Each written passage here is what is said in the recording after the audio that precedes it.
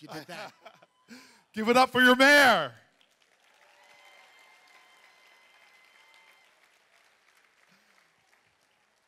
All right. I've got size 14 feet. The Obama campaign gave me one instruction before I came out here. Do not stick your foot in your mouth again, Cory. That was all I heard.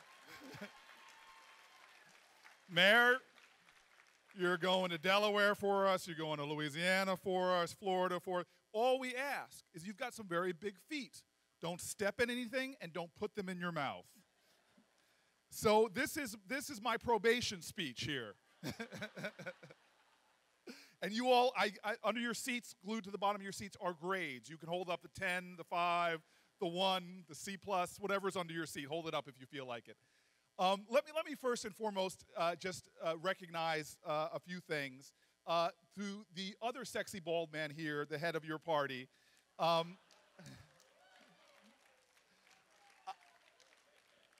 Us bald guys have to stick together. God made a few great heads, the rest he covered with hair. I want to thank you for what you're doing. You do the work. You're not in the paper every day. You do the yeoman's work. Your team that put this together is doing an extraordinary job and thankless work, so congratulations on a great conference.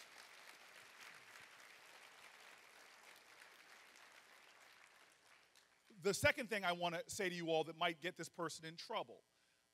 Your senator is the senator from Washington State, Ms. Cantwell, Senator Cantwell.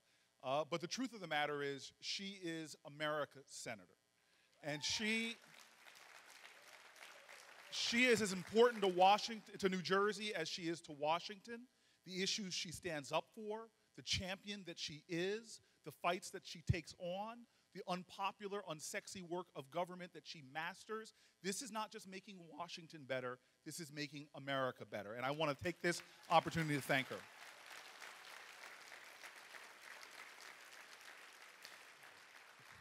Now let me get in trouble. I'm feeling a little crazy tonight, forgive me. But I'm going to get in trouble. I want to let you guys know that this nation cannot afford to elect another governor like Governor Walker. This nation cannot afford to put somebody in office that is masquerading like a moderate, that as soon as we put them in there, when it comes to women's rights, when it comes to gay rights, when it comes to workers' rights, that they take the clock back to the 1800s. We cannot afford to let that happen.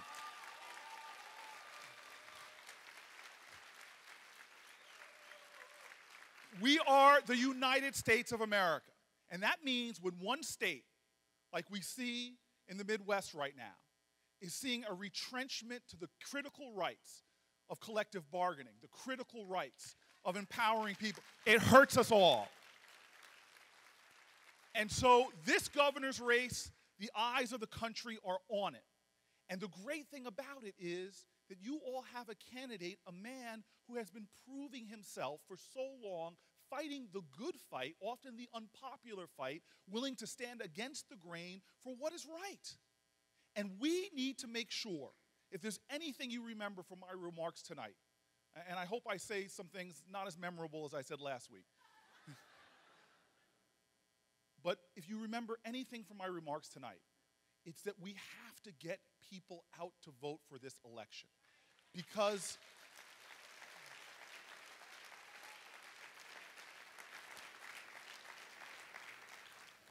I remember in 2008, I went up to the polling booths to vote. And I'll never forget how I got up there, and this is my city. I don't know, Mayor McGinn, if they treat you like this in your city, but it was a long line from the polling site. And before I could even get within 10 feet of the end of the line, this woman turns around and sees me. And not, "Hi, Mayor, how you doing?" It's like, "Don't you think you're cutting in line now?" I don't care who you are.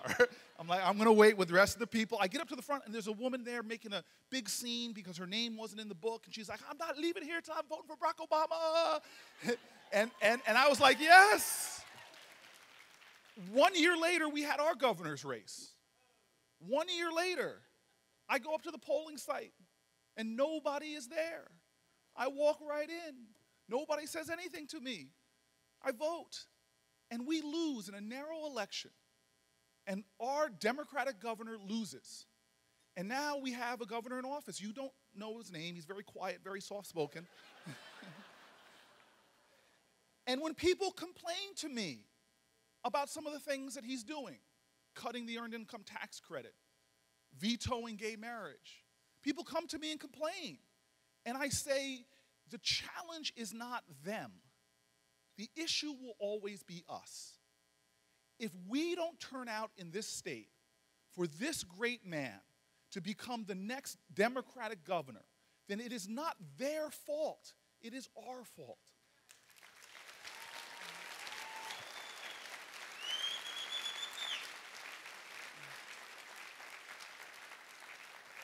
So if it wasn't risking my political career, I would vote here for him.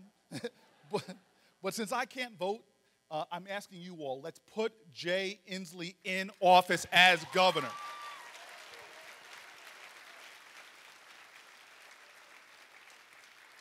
And the final thing, you know, there is a secret handshake between mayors. I didn't show it to you. There's a little code that we have when we meet. Mayors all around America, when we meet, Democrat, Republican, Independent, it's really similar. That same thing that just happened to me when I was talking to your mayor. Most of it's similar. Mayor Bloomberg's a little different. He's given me my best advice ever in politics, and I'm going to give it to you. Anybody who's run, I know there's some candidates in here. I want to give you the same advice. It is incredible. You should pull out a pen right now. He said to me, Cory, before you become mayor, I said, yes, Mayor Bloomberg. He goes, become a billionaire. It really helps. It really helps. Write that down. Don't forget it. But he and I met, and those people who you were around, you saw exactly what happened. There's no, like, formalities. It's immediately into issues. And this is what I love about your mayor. He goes, look, what did you do? Mayor, you had one of the most violent cities in America. What did you do? And immediately we started talking about the issues. He immediately wanted to know what were the key things that we did after our crisis. Because please don't think this is a Seattle problem. Please don't mistake yourself into thinking this is a Seattle problem. Every day in America, we have a Virginia Tech. Over 32 Americans every single day are dying due to gun violence. And this is the challenge. This gets me back to your great gubernatorial candidate. You know, you poll gun owners in America, poll gun owners. We pulled together, Mayor Bloomberg pulled together a bunch of us mayors and created, again, multi-parties, something called the Mayors Against Illegal Guns. And we did a poll using a Republican pollster. We did a poll. I take credit for it. Mike paid for it. Over 80% of gun owners in America think it's ridiculous that we have laws in this country. Some of the questions are up to 90% that we still have laws in this country, where if you are on the terrorist no-fly list, you can't get in a plane. If you have restraining orders against you for threatening to kill somebody, if you are a violent sexual offender, that you could go to a gun show in America, not show any ID, and buy a trunk full of weapons. Now, I know one gubernatorial candidate that is in favor of the gun show loophole. I know another gubernatorial candidate that is with most gun owners in the United States of America and says we should close this loophole. Politics matters.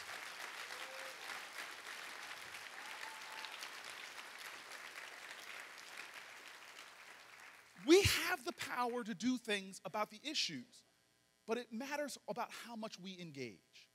The mayor of Seattle is an extraordinary mayor, and I'm privileged to call him friend.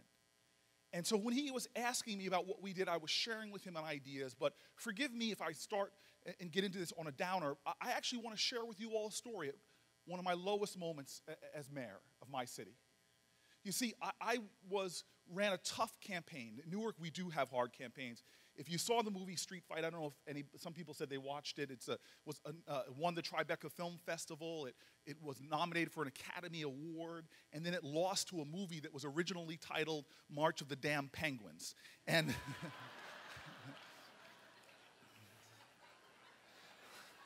They're flightless rodents. How could they beat my movie? I'm a vegetarian, but now I make an exception for penguin meat. Morgan Freeman can narrate my morning routine and I would win an Academy Award. It's such a cheap, easy way to go. Morgan. Anyway, I'm not bitter or anything, guys. No, I'm over it. Elections in Newark are really tough. And I won my second election, and I was now mayor-elect, and immediately we had been talking about very aggressive plans against crime, and we were notified by the FBI that there were credible death threats from gang members against me. And of course, this is Newark, and we're doing so much transformative change to change the culture of government, change the culture of politics. But at that time, the mayor of the city decided that he would not provide security protection for me. And so, the state police jumped in and others. And so I was coming home every day to where I was living with armed protection. Now, where I was living, and I lived there for 8 years, was in a place called Brick Towers. Brick Towers was public housing authority. It was a public housing project, 2 very large buildings. And I lived in a humble apartment with incredible people. And amazing, strong Americans who were fighting for housing rights. That's how I started in this job in my professional world as an organizer representing people against slumlords. And these were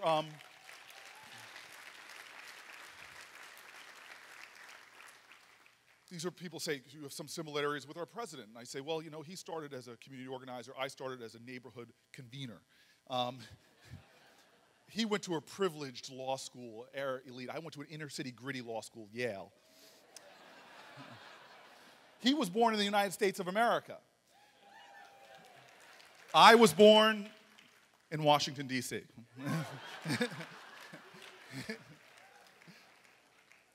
So I would come home before the election, before I got all busy with my campaign, and there'd be some guys hanging out in the lobby.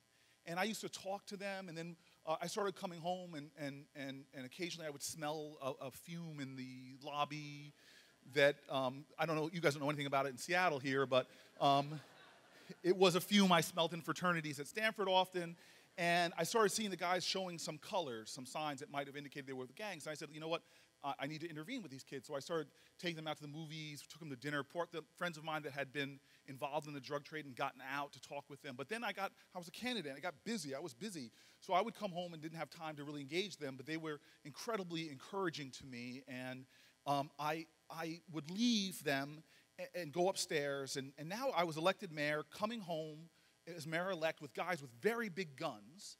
And you guys might not remember this in your teenage years, but when you hung out, you didn't like to hang out with people where there was armed security with large guns, and so I didn't see the kids anymore. I got elected mayor, and now I got sworn in, and this is how bad it was. The crime was so bad. I mean, there was more than one person shot a day the year I was elected mayor. And it was so bad that instead of doing the swearing in at noon, we did a 12:01 swearing in so I could take control of the police department real quick. And that whole first month I was in office, I was running around to every shooting scene, going up to residents saying, this is not who we are. This is not who we are. We will overcome this. And I was responding to my BlackBerry. I was in my city vehicle, rolling around the streets of Newark, 3, 4 o'clock in the morning. And one night, 1 month after I'm in office, I came to a street, and there was a body laying there covered, and another one being loaded in an ambulance near our downtown. And I went over to the residents, and I talked to them, and didn't really pay attention. And I got home the next day, that night, went to bed, woke up the next morning, and I saw the name of the kid that died. And the kid was the kid from my lobby. His name was Hassan, and he was the funniest of them all, and he had a quick wit and an intelligence that was incredible. He actually reminded me a lot of my father. And I'll never forget just seeing that and just being crestfallen. Then a few days later, going to his wake, and I'm standing in this young man's wake. And now I'm the mayor of the city now. I'm a newly minted mayor. As my friend said, I still had that new mayor smell. And I'm standing there in the back of this not doing my job, not shaking hands or talking to people or comforting people that were grieving. I couldn't get over myself. All I could do was stand there in the back watching all of these people come in, teachers and community leaders, all these people feeling the same grieving heart, all standing, people from my building, other politicians, and all I could do was stand there. And finally, I had enough. I left, walked out of the funeral home, got in my car, drove down to City Hall, and walked into my office, my new office, an office that for over a century has held names that are legendary in New Jersey. This office that had been there for a century of seeing the core of Newark work, and all I could do was lock my door, not wanting a staffer to come in, and I sat on my couch in the office. I put my head in my hands, and I started to cry. And all I could think about myself is, all these people came for that kid. All these people came together.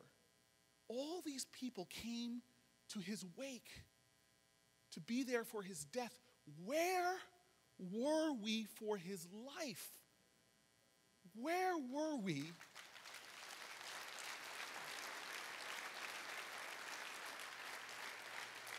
When he was hanging out? Where were we when he picked up that first marijuana joint? Where were we when he started getting involved with the gang? Where were we when he started slipping in school? Where were we? Now, I come from a family that says you have no right ever to surrender to cynicism. You have no right to give in to despair. How dare you, my mom would say. How dare you? How dare you surrender to those forces of negativity? You see, I asked that question, where were we? And as my time as mayor went on, I began to see where we were. I saw it in a guy named Uriel, who was a government worker, an aide to a city councilman who was working a side job as a bouncer and came out, and his friend, after throwing somebody out of the club, he walked out with his friend end of the night, and the kid that he threw out has a gun, shoots and murders his friends, shoots him, catching him in his shoulder, in his side, and in the side of his face, and he just puts his head down and charges the kid, tackles him, and as he's bleeding the sidewalk red, he just holds on to this kid until the police come. He is in the hospital. I go to visit him, and here's this guy. His body is broken, but his spirit isn't. And before I can say anything to him, he says to me, Mayor, it's going to be okay. I'm here. A month or two later, he gets out of the hospital, and I hear from my staff that Uriel is joining the police academy. I call him up, and I'm saying, why are you doing this? And he said, because this is my city. I need to step up. I began to learn as mayor that my community was there because here's a guy, a retired state worker, so often vilified by people. He lives in an apartment building outside of a drug lot, gets a stimulus check in the mail, and doesn't go out and have a nice dinner. He goes to Home Depot in Newark and buys a lawnmower, marches that lawnmower right into that drug lot, starts cleaning it up. The guys who were doing the drug dealing there didn't even know what to think of him. He worked for days, old man, pushing a lawnmower and a rake, making that lot look beautiful than the Washington White House lawn. And what happened to the drug dealers? They left the neighborhood, and he became a hero just for cleaning a lot. When I started asking, where were we? A guy, we gave him an award because he would drive to work every day, see graffiti. Finally, he stopped. Every day, he would pull out from his trunk a can of paint and just start rolling it over. Where were we? People were answering in my community. The old woman that came to my office hours to complain about how dirty her street was, we went out to her street, and lo and behold, she was living what Malcolm X says. He who has a heart to help has a right to complain, because she was out there not just sweeping in front of her street. This woman was an octogenarian, and she was sweeping the whole street.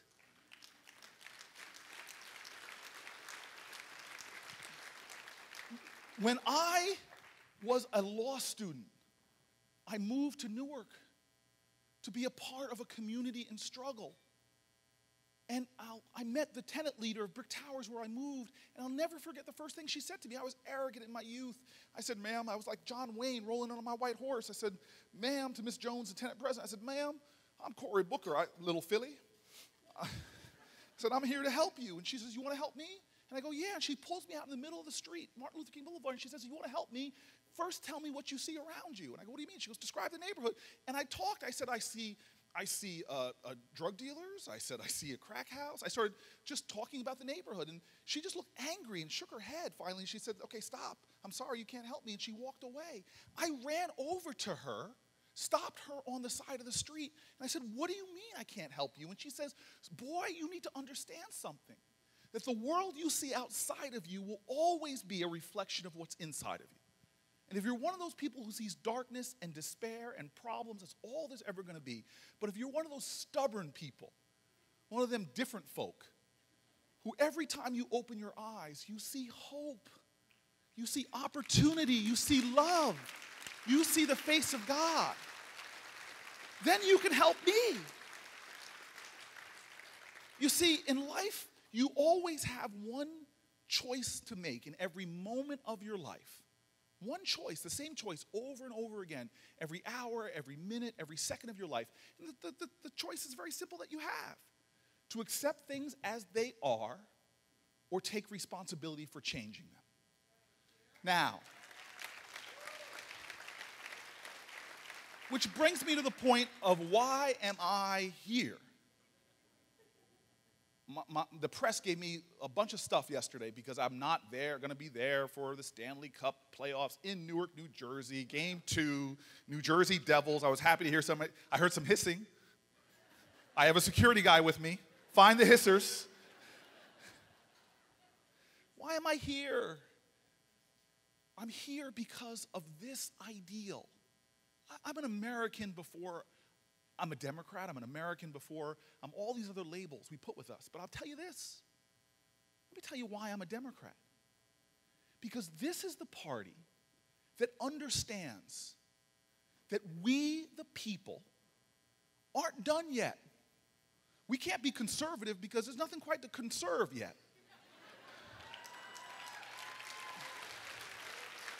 There's work to do in America. There's change to be made. And the great thing about this party that we're all a part of, we don't always agree.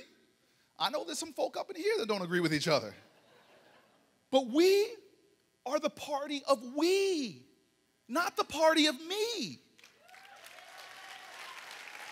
We're the party of inclusion, not the party of exclusion. We're not the party of doubt and denigration. We're the party of hope and help. We're the party of civil rights. We're the party of workers' rights. We're the party of gay rights. We're the party of environmental rights. I'm standing here right now because we've come a mighty long way in America, but we still got a mighty long way to go. And I'm not about to give in to those people who want to turn the clock back and attack those institutions that have gotten us so far. I think I will never in my life ever say the word nauseated again. Dagnabbit, I just said it. It's my new N-word. But I do get a little sick when I hear people, after countless women on both sides of the political aisle have been helped by Planned Parenthood through the toughest, most challenging ways, to see people attacked. To see people attacking Planned Parenthood. I won't stand for it. I'm sorry.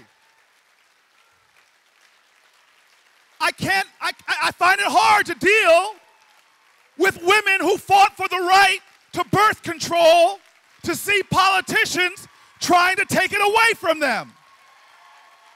I'm sorry, I'm a little worried, a little upset here that we've got one party that wants to take us backwards, doing the moonwalk better than Michael Jackson, and we have another party that's saying, wait a minute, this nation is about moving forward. This nation is about progress. This nation isn't about what is, it's about what can be and about what should be and about what must be. And I'm telling you right now, forgive me, I'm a guy that doesn't like to get too angry in my partisanship, but I'm sorry. I don't want to go back in time to the early part around 2001, 2002. I don't want to go back there to a time when we see clearly what we would get if we elected Mitt Romney to president. Because I'm an executive. If you want to know anything about what kind of leader I'll be in the future, look at my past. Simple. And so this is what I don't understand. How much can we have this convenient amnesia in politics in America? I know what the last Republican in the White House did. I don't understand this. We see that we went to war under false pretenses. We get Obama being blamed for debt, right? But I'm sorry, the first time in American history, we went to war and didn't pay for it. We actually not only went to war and didn't pay for it, we went to war and we gave tax cuts to very wealthy people.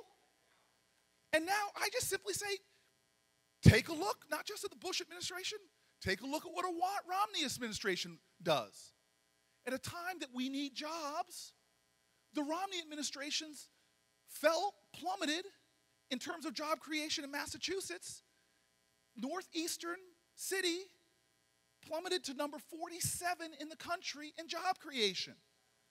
At a time that President Obama has given tax breaks to businesses in this country, to small businesses in this country, to middle-class people in this country. Heck, over 90% of the people in this country, you got a tax break under Barack Obama.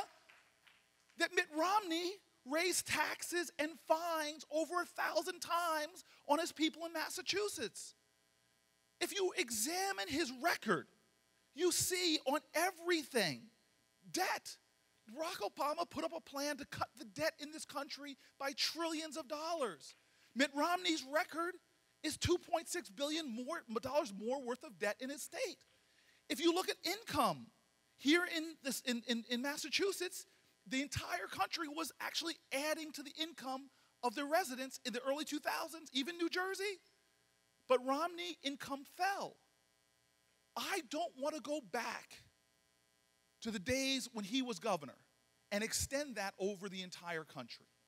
For me, I want to go back to brick towers and to Miss Jones's wisdom. I want to be about a nation that does not look at what is, but has hope for the future.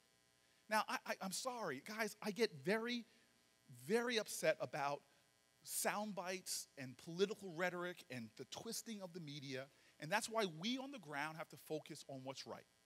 There's a woman who used my name this week, got me a little upset. She was a vice presidential candidate in the last time around. And please understand, I'm eating my food, watching my TV, and I hear said woman use my name to attack my president, and I have to now use her a little bit in my speech.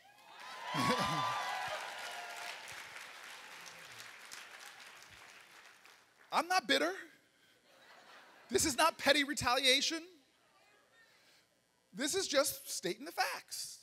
This woman famously asked, how's that hopey, changey stuff working for you? Well, I want to tell you how it's working for me. I don't know about you guys, but I want to tell you how it's working for me. Hope is when your nation is losing millions of jobs in the worst economic free fall of my lifetime. Hope is that we can get a president in that will stop the bleeding and repair our economy and put it back on the right track. Change is Barack Obama coming in with the American Recovery Act and creating 27 straight months of job growth.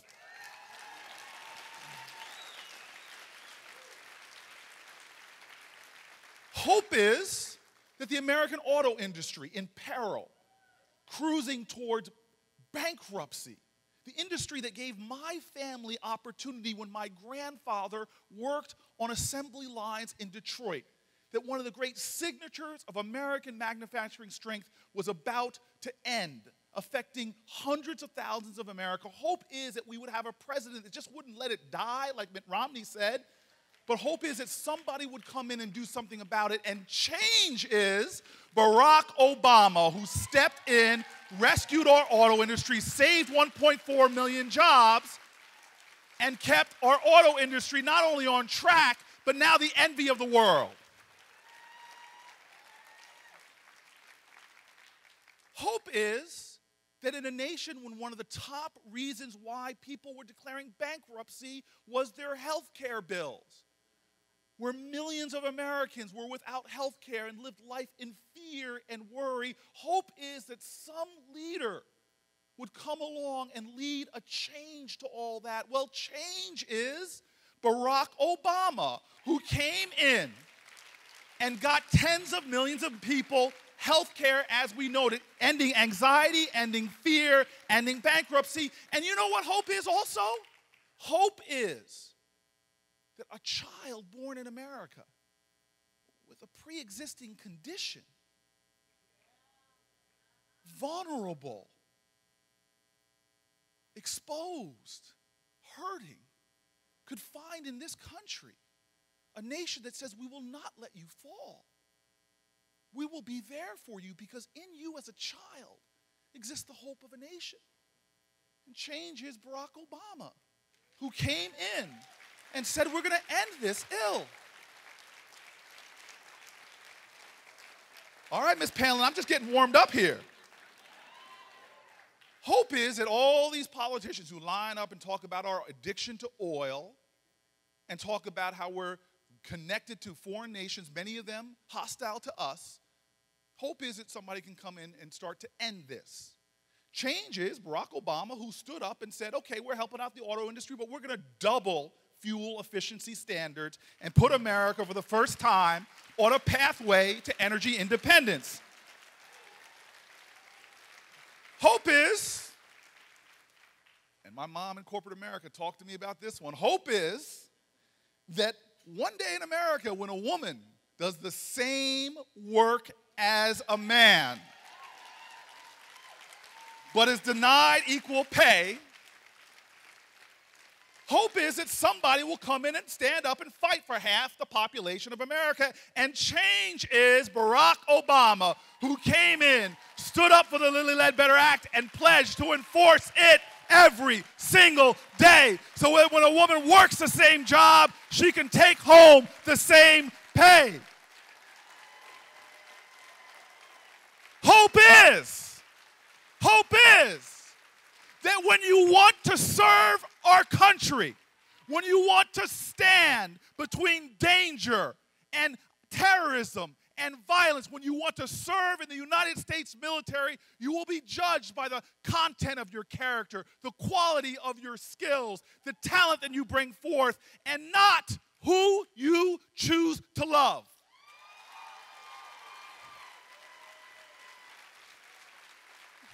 And change is Barack Obama, who ended Don't Ask, Don't Tell, who stood up for the rights of every American. Oh, gosh, you're making me sweat here.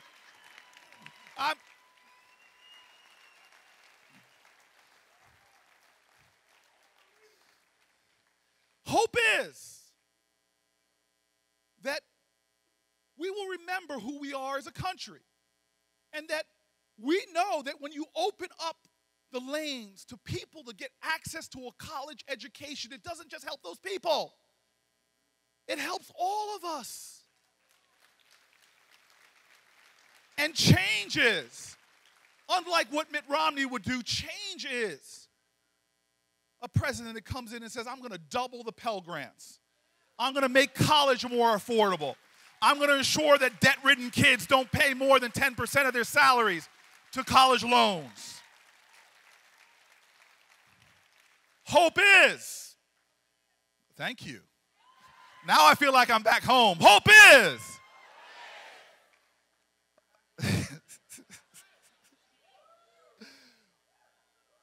Hope is. Say it with me one more time. Hope is. Barack Obama, one more time. Hope is. One more time. Hope is. Barack Obama. And change is, no, that's not the answer. I'm sorry. Change, I got you there. Change is us. Change is us.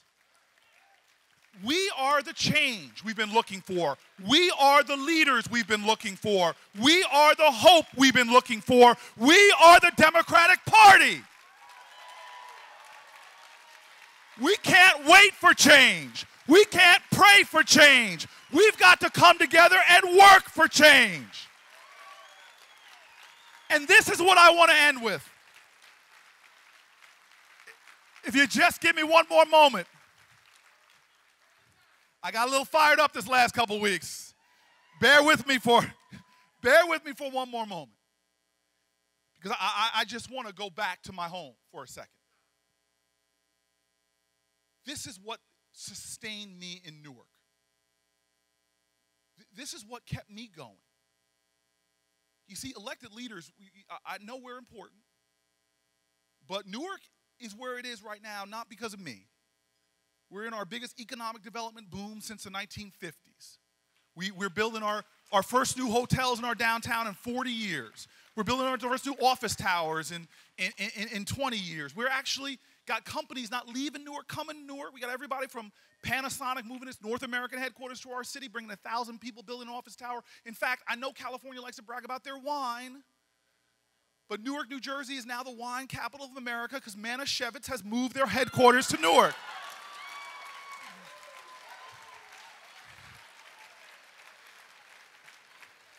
You can go to the mayor here for coffee, but if you want matzah or screw top wine, you come to me.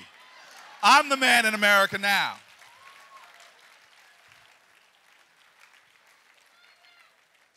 Our biggest parks expansion in Newark in over a century opened up 15 acres on our river, returning our city back to its source. We've doubled the production of affordable housing. I said in a speech last week as we completed building housing for veterans in our city, the first built of its kind. And I remember said simply just like our president said, if you have the courage and even audacity to sing our national anthem and you say those last words, home of the brave, don't be a hypocrite. Make sure that when those people do come home, and they are brave, that we work for them and provide them jobs and homes and opportunity.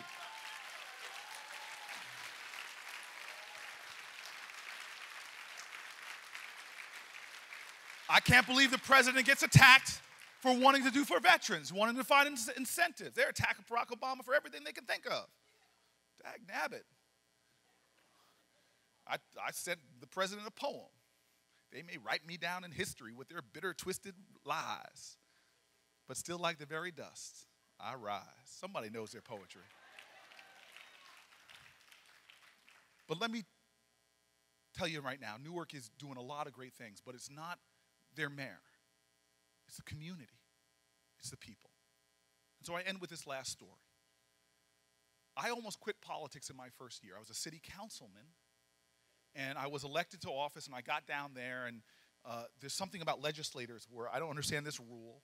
I know that they're trying to break it in the Senate. The rule is majority rules. Now they're trying to make it supermajority in the Senate for everything, but I got very frustrated because I got elected as a reformer and I couldn't get people to reform with me. I was being outvoted 8-1 on so many things and wasn't getting things done. And then in Newark, you know, this time we hadn't really made a lot of changes in our politics.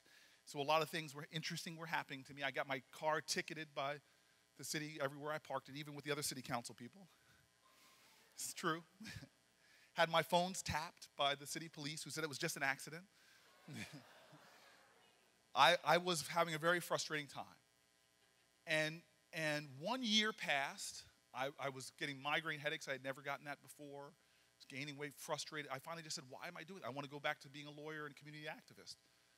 And I was about to quit my job. And on the day that I was going to quit was the day that the worst thing happened. A woman named Elaine Sewell, this woman of profound strength and dignity. She was a tenant leader in some high rises in the northern part of the place of the city that I represented. She called me up angry because there was a lot of drug dealing and violence in the neighborhood, and she said, you've got to do something about it. And I said to her, I can't do anything about it. She goes, we elected you to make change. I said, I'm just a city council person. And she says, but you got to get the police out here. And I said, I can't get the police to stop ticketing my car. What do you want me to do? And next thing you know, I'm arguing and yelling at one of my biggest supporters, disrespecting her. And I hang up the phone. We hang up the phone angry. And now I'm done. I storm out of City Hall, go to where I'm living in Brick Towers. And the worst thing I could have thought next happened to me was I couldn't just go back to my apartment. Standing in front of Brick Towers was that woman, Miss Jones. I didn't need any Miss Jones right now. I just wanted to go home and be upset. And so I tried to find the right angle to get by her without her seeing me, but the woman has hawk eyes. I don't know what it is. I think it's true for any woman that gets over the age of 70. They suddenly become like supersonic. They see everything. And so she sees me and she says, what's wrong with you, boy? And I go, Miss Jones, I don't have time. I'm just going up she goes, don't you dare walk past me without giving me a hug. And I'm like, I storm over, hug. Okay, I'm out of here. And she goes, no, you better tell me what's wrong. And I look at her and I just vent. I made a mistake. Why did I get involved in politics? It doesn't change anything. I just heaped negativity on her, and then I switched to Miss Sewell. I said, and she's got this problem up there, and I don't know what to do. I must have said that 3 or 4 times. I don't know what to do. I don't know what to do. And then finally she looks at me like God had suddenly just shot a lightning bolt into her head of just unbelievable revelation. And I look at her and I go, what? She goes, I know what you should do. And I look at her and I said, tell me. And she goes, I know what you should do. And I said, tell me. And she looks at me and she goes, yep, I know exactly what you should do. And I'm like, Miss Jones, I don't have time to play. Tell me what I should do. And she looks at me. I look at her. Her eyes get wide. I know she's going to give me the wisdom to save my life at this point. She leans forward. I lean forward. And as if she took a breath, as if ready to speak the words of angels, she says, you? I said, yes. Should do? I go, yes. She goes, something. I'm like, what? She goes, you should do something. And I just turned around, stormed away from her, ran back to my building. And I want to tell you something about this. Some of you all might know what I'm talking about. I'm kind of a guy of faith. I believe in that there's wisdom in this universe. And if you go in the mayor's office, I don't know about you, Mayor, but I have 2 things on my desk. It's a clean desk. I keep a statue of Harriet Tubman on one side and a stack of books. I got the Bhagavad Gita, the Quran, the Tanakh, the Bible, African prayer. Reporters always get cynical with me. They said, I guess at the end of days come, Mayor, one of these is going to work for you, right? So I believe the Lord God has dominion in the world in everywhere except for one place. And as I storm back to my building, that one place, some of you might know this, is I think the devil has dominion over public housing elevators. I think he owns them because they are evil.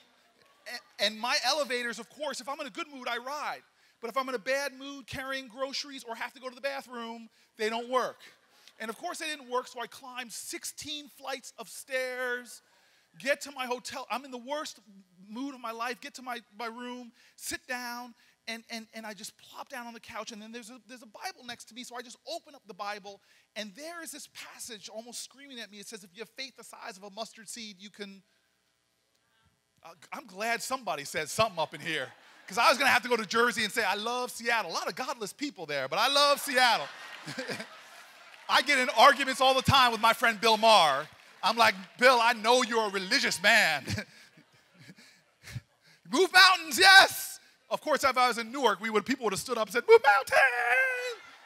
And I would have passed the collection plate. We would have given it to our great gubernatorial candidate here. Jay would have been like, I'm going to church more often. But the next passage most people don't know, it says that sometimes you got to fast and pray. And I don't care if you're Jewish, Muslim, Christian, religious folks like to fast and pray. And so I got this idea. I called up a staff member of mine and I said, look, get me a tent. And he's like, what? I said, get me a tent. Let's go out to Garden Spires. We went out there and I told my staff to start setting up this tent, nice tent. And then I went over and Miss Sewell was looking at me confused and she said, what's going on? And I said, I'm so sorry I disrespected you. I said, I don't know how to solve the problems out here, but I've decided to do something. and she hugged me, I hugged her, and I said, look, I'm going to stay in that tent. I'm going to live in that tent until we figure out a plan. And I said to her, I'm going to go on a hunger strike. I'm not going to eat any food until we figure out what to do. And when I'm asking you, I said, would you do me one favor? Would you pray with me every morning until that we find a way through this problem? And she said, yes, we hugged, and then I did what politicians do really well. Those of you who are aspiring in this room, I met some candidates. This is one thing you've got to get really quickly. The next thing I did is I called a press conference. And I had righteous rage, which are the best kind of press conferences. I said, this is the United States of America. How can people live in fear and terror and concern? And so I said, how could people in our nation not recognize that this is a land of the free? Why are we letting things like this go on? And if some person's shot, you don't care. You only come to get the blood on the sidewalk to make the evening news. I said, I challenged them to interview the people that live there and put their truth on the news. And they did just that. They interviewed people. They put it on the news. I went into my tent. The next morning I woke up. We prayed, just a small group of us, and immediately folks started coming out. The first group that came out were these large guys from the Correctional Officers Union. They looked at me and they said, are you Cory Booker? And I said, yeah. And they said, we saw you on the news. You're not standing here alone. We're going to stand with you. Before you knew it,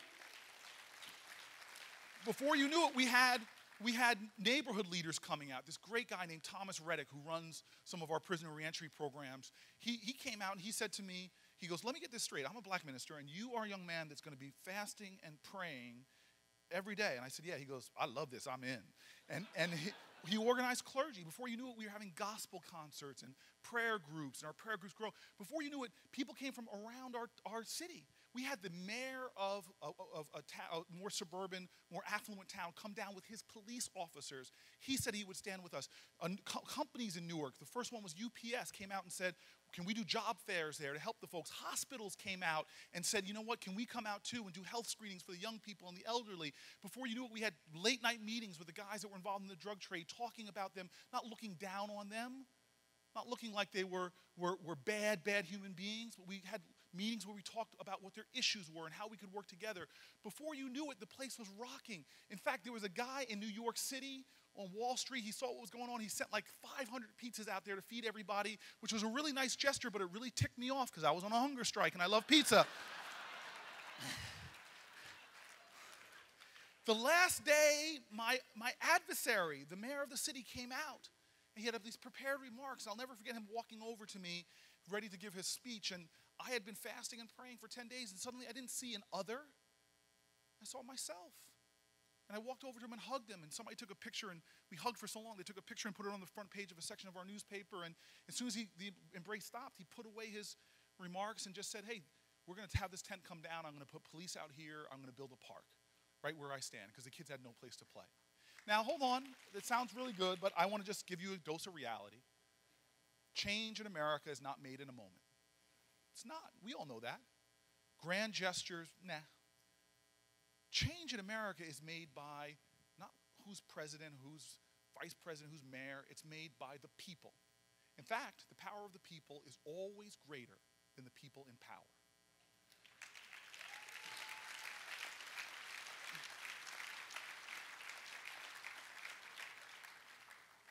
People get up every day, do their job, but show kindness, decency, and love. I always say the greatest thing you can do in any day is a small act of kindness. And so the mayor didn't keep his promises. He never built the park. This is not the reason for the story. I'm mayor now. Of course, I built the park. But this is how I want to end, was with a prayer. The last thing happened was we get together and have a prayer. And I was shocked. There were hundreds of people. The first day was 4 of us praying. Now hundreds of people. And there were believers and there were non-believers. That's really not important. There were black folks and white folks and Latinos and Asians all holding hands. And then suddenly I began to see that there were Christians and Jews and Muslims and non-believers and Catholics all holding hands.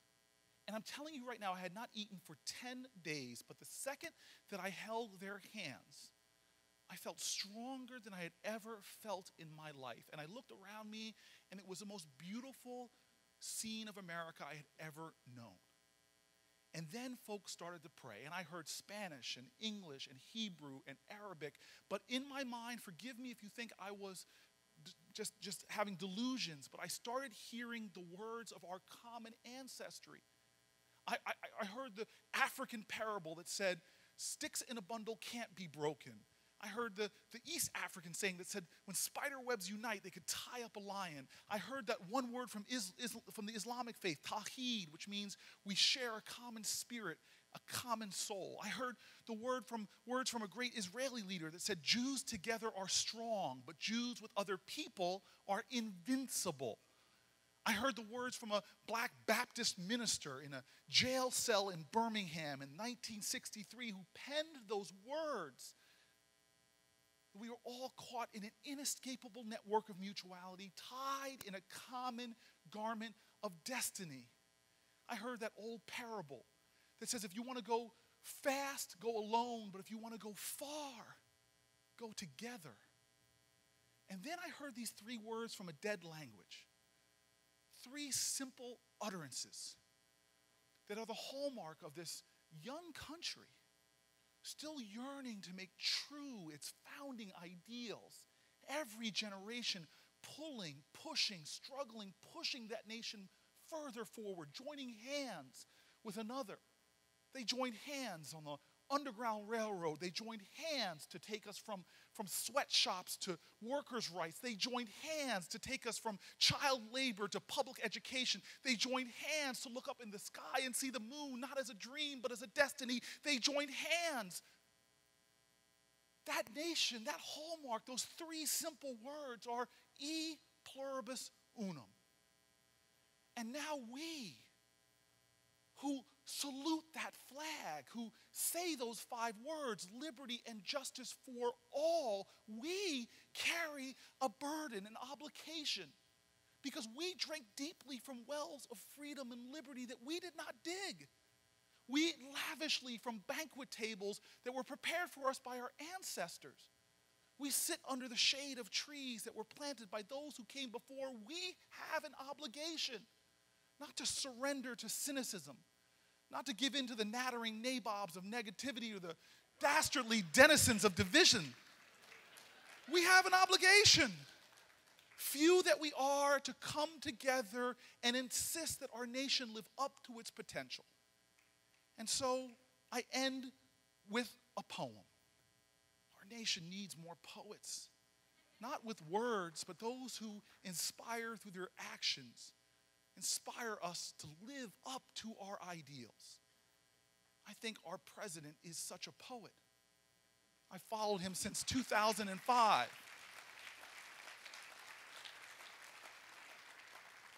I believe that his voice with our amplification can continue to change America. That we will win this election, but it's more about not the election. It's more about the campaign for our country. And so I lean upon the words of one of my favorite poets, a man named Langston Hughes, who challenged us all to swear an oath, not with our hands to our hearts, but with our hands stretched out to help others, with our hands working together to make this nation greater. He simply said, "Oh, let America be America again, the land that never has been yet, but yet must be, the land where everyone is free. The poor man, the Indian, the immigrant, me. Who made America? Whose sweat and blood, whose faith and pain, whose hand at the foundry, whose plow in the rain, must make our mighty dream live again. Oh, yes, I say it plain. America never was America to me, but I swear this oath, America will be. Washington Democrats, make our nation true. Washington Dems, remind our country who we are. Wake up the echoes of our fabulous history and let the generations unborn know your truth and know your spirit. Let's get our president back in the White House. Let's put a great man in the State House. Let us make sure that the rights and ideals and love of our nation is made true every single day for every American. And we can one day truly be a nation where everyone is free at last. Free at last. Thank God Almighty. We are and will be free at last. Thank you.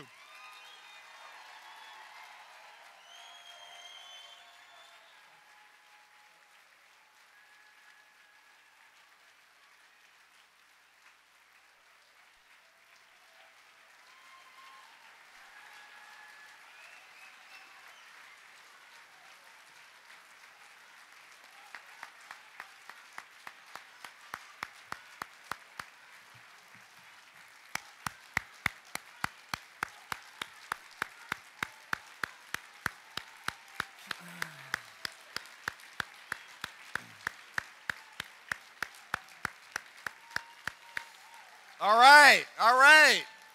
Thank you, Mayor Booker. Thank you. The wrong man is mayor of that state. I'll tell you, governor of that state. I'll tell you that right now. We thank you so much. Cory Booker flew out here to inspire us to get our eye on the ball and to excite us about this election. If he can fly from New Jersey to Washington State, we can work every day for the next 4 months to win this election. Thank you very much for joining us tonight. We have work to do tomorrow. We have work to do for the next 4 months. Thank you, Democrats. Thank you, Cory Booker, for joining us. We'll see you tomorrow.